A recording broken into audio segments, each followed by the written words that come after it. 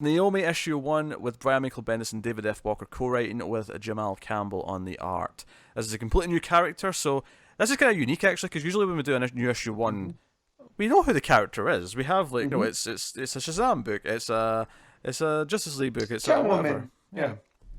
Yeah. So I want him to hear this because this is a book that if Bendis wasn't attached to, he would love it. I feel Connor would be all about. I can see that.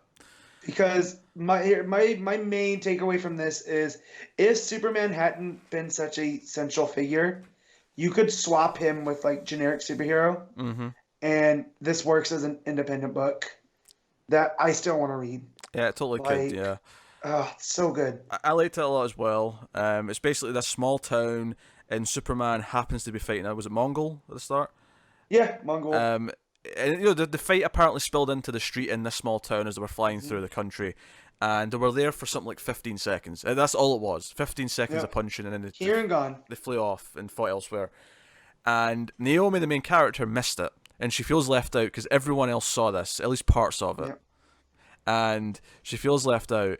And the way that the book works, she has therapy, and she was adopted, and it's basically the therapist ties it into this idea that there's a Superman complex that orphans have, or adopted children have, where they have this belief or this hope that because Superman's kind of this idyllic dream where not only did he have loving parents, and not that everyone publicly knows that necessarily, but he grew up and eventually realized that he was special. He realized that, hey, I can be more than this. I have superpowers. I can be important, and everyone will respect me and love me because there's a reason why I had the life that I had. Yeah, everything happens. There's a sense of destiny. Yeah, and it's this idea that as an adopted kid, she doesn't feel that. She wants to feel special. She wants to feel like it was all important or worth something, but she doesn't necessarily get. And this isn't probably a normal thing that adopted kids feel, is like, did I come from somewhere important? Will I ever find out? Yada yada yada. And she kind of investigates. There's some interview segments in the book where she's interviewing various people, her friends, teachers, that kind of thing. And they're basically, and it's really well written. It's got a really good fun flow to it. But she interviews this, or she goes and talks to this mechanic, and because everyone keeps like, she hears like one thing from a friend that's like, oh, there was a superhero here once before, like like 17 years ago, and no one will tell her about it. All the adults act as if it's like a myth. It was very Elm Street, right? Where like we don't talk about this. The kids come and talk about it. We deflect as much as we can. Yeah.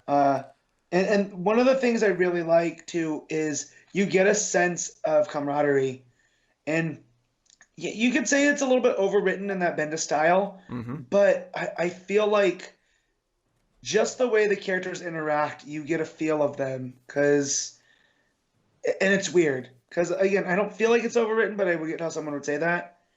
But, like, when her one friend, I think is it Annabelle? What's her friend's name? The gothy one? Not the gothy one. The one with, like, the pinkish hair. Right, okay. Oh, shoot. Yeah, the one she's going to sleep over with, yeah. Yeah, the one whose mom said stuff. I know that character. Like, it's... I've seen her in TV shows and in movies, and, like, the voice is there. Yeah, and the final hook of the book, that rhymed, I didn't even mean that. The final hook of the book is that when she's talking to this mechanic, he actually eventually admits that there was something here, something happened on this date, and then she turns around and goes, wait a minute, that's the day I was adopted, and that's a cliffhanger. Obviously, this search, and the funny thing is obviously this is implying that maybe there is something special about her, that there's something important about her where she came from. I can almost see this book going down a path where she isn't special. That's not the point of this. Yeah. Although Bendis was teasing this week that this book is actually hiding one of DC's biggest mysteries that's going to like do a lot of stuff. Well, also in the solicit, it's a bit of spoiler. Something might involve the multiverse with that she uncovers, and so I could feel like her drive to be special doesn't necessarily mean that she is, but the fact that she's looking for it actively shows a kind of specialness.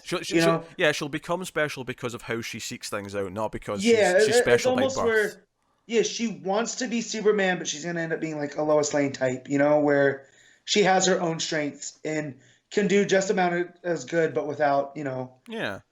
all of that. And And oh man, I wouldn't hate it if it turns out she no, is from a meta or an alien and she does have powers or whatever. Like that yeah, wouldn't bother me if that's the way it goes. But I can see them going down the path of no, she isn't special, but she is special kind of thing. yeah, Like like I can see them doing that.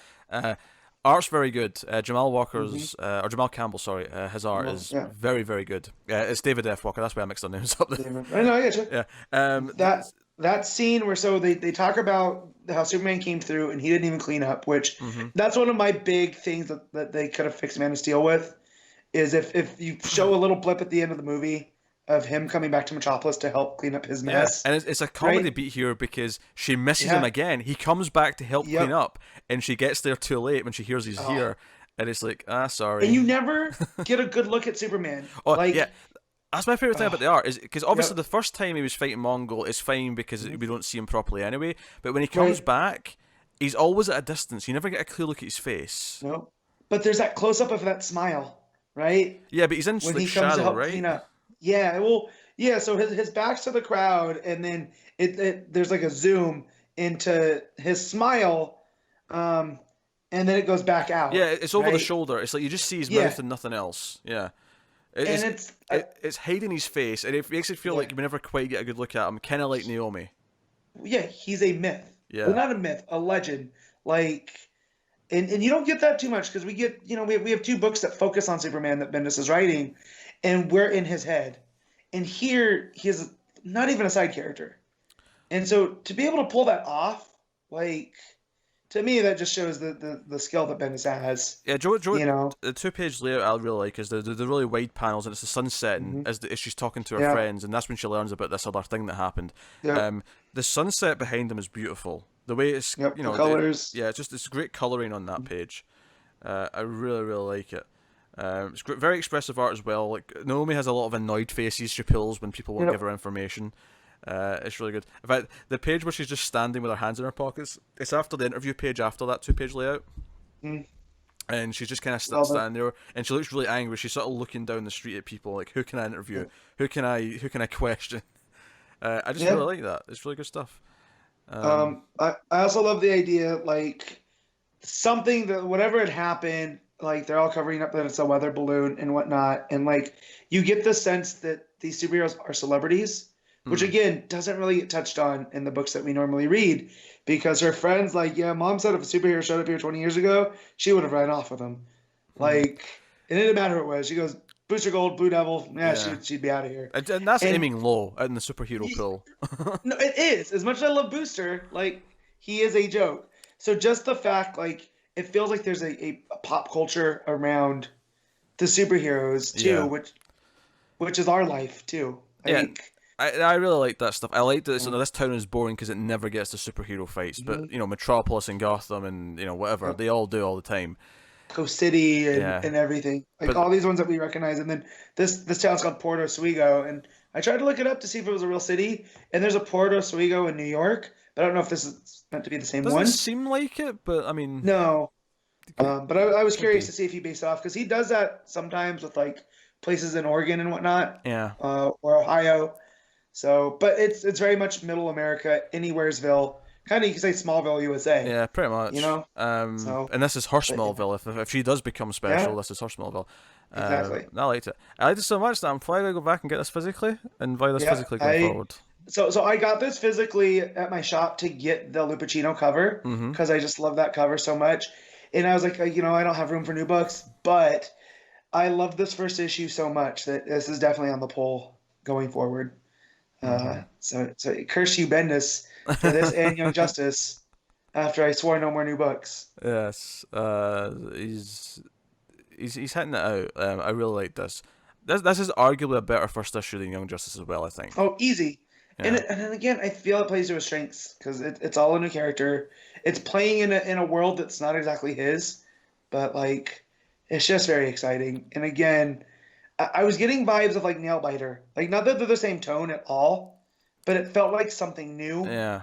playing with familiar things. I will say if obviously we think she might not become special in Yeah. the sense that she thinks. If she does though, I could totally see the book like ending and relaunching with a new name. Like if she gets Yeah. like a name, like a hero name. Oh, and I just love that she is as normal as can be, right? And she has her own book, and that it's just her name.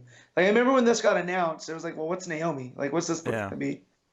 And But yeah, it's playing to everything. Like I loved it so much. and I like that because it's nice to get this perspective for a change Mhm. in a world of superheroes. It's nice to be on the ground Yep. with normal people Mhm. for a change. So, yeah, it made me laugh a few times. The art's gorgeous. It's hard to fault it. Matt, what you Yep. giving Naomi issue 1? 9.5. Whoa, okay. Swinging for the fences. I'm gonna mute that slightly and go with a 9. But I thought it was great. I'm looking forward to issue 2. It's on the physical pull list.